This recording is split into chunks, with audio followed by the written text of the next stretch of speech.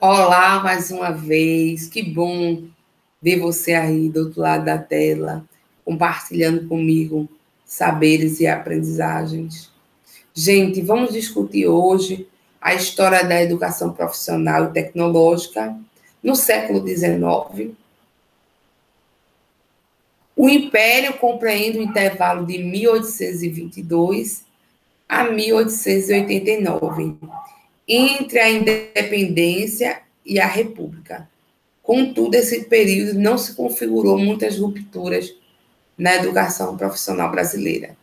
A educação passa a estar nos discursos políticos, a gente vê isso com a Constituinte, né, de 1823, nos interesses das principais cidades, como Rio de Janeiro e Salvador, mas não se desenvolveu nas outras províncias, não.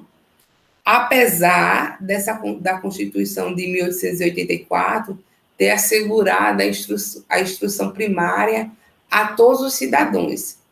A permanência da escravidão não forneceu condições para a materialização dessa prescrição.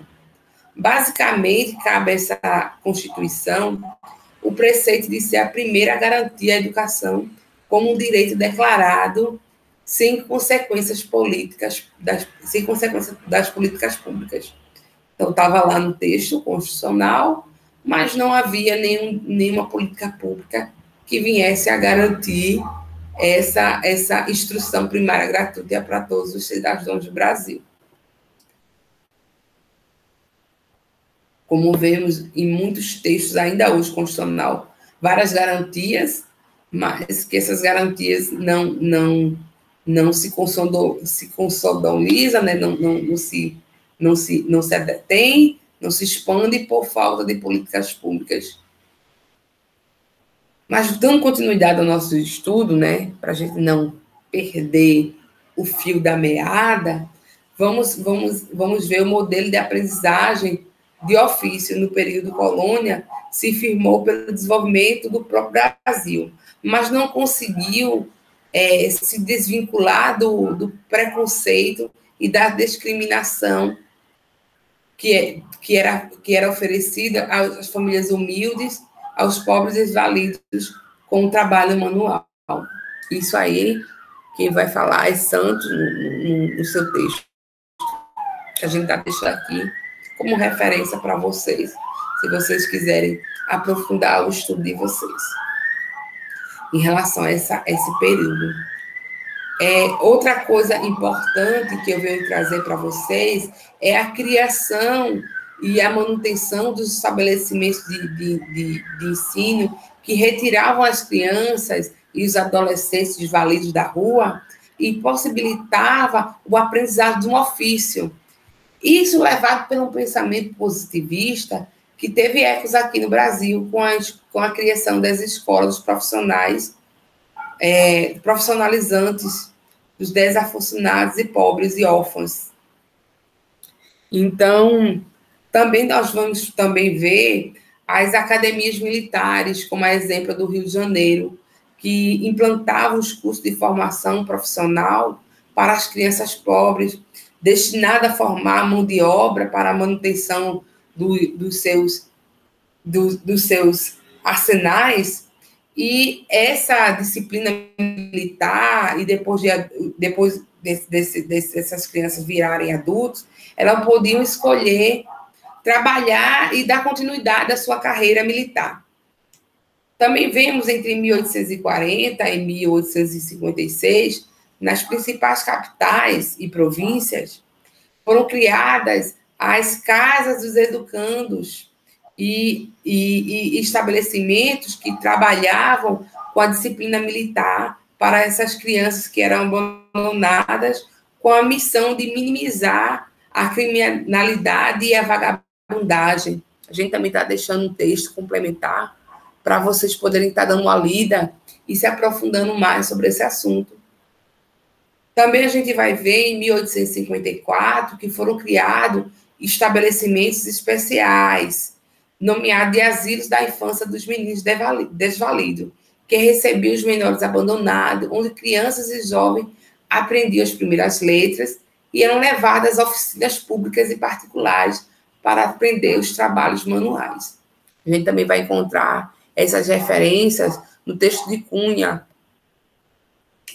A produção cafeeira no Centro-Sul trouxe consigo também a expansão dos centros urbanos e a deslocalização da riqueza e o centro político da nação para essa região. Isso no século XIX, durante o século XIX, a gente vai ver a produção e a comercialização do café, que exigiam uma nova estrutura de país, com a construção de telégrafos, redes elétricas, ferrovias e portos. O desenvolvimento e a industrialização para o Brasil e as iniciativas educacionais fizeram presente para o ensino das artes e ofícios, financiados por membros da nobreza e funcionários da burocracia estatal, fazendeiros e comerciantes.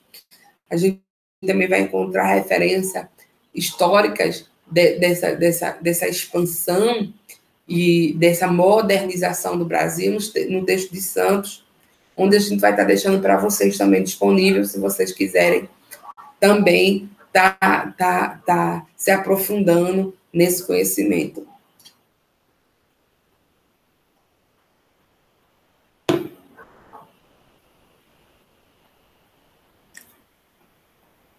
A missão desse estabelecimento que eu estou falando era criar e oportunizar o conhecimento das belas artes e aplicar os ofícios às indústrias, a partir de preceitos científicos daquela época, os principais defendidos na Inglaterra e na França. Em 1861, por decreto imperial, criou-se o Instituto Comercial do Rio de Janeiro, no município da Corte, para formar profissionais voltados para trabalhos burocráticos na Secretaria do Estado, assumindo cargos públicos. No final do Império, chega ao Brasil a Ordem Salesiana, que incorporava a ideia de preparação para o trabalho como estratégia de combater os vícios e a preguiça e formar para a virtude. A gente também vai encontrar essas referências no texto de Cunha. Mesmo com os avanços, não há um projeto nacional para a formação profissional. Então, você veja que mesmo com todos esses avanços, não há um projeto de formação profissional no Brasil. A gente vê também que há uma diferença entre a educação, que é um privilégio, basicamente, das elites, e dessa educação que é voltada para as atividades manuais. E a gente também está deixando para você um texto e um vídeo.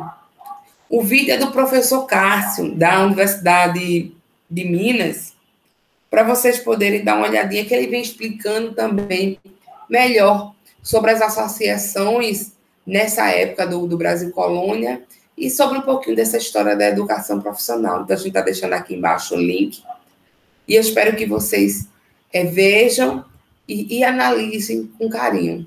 Forte abraço e até breve.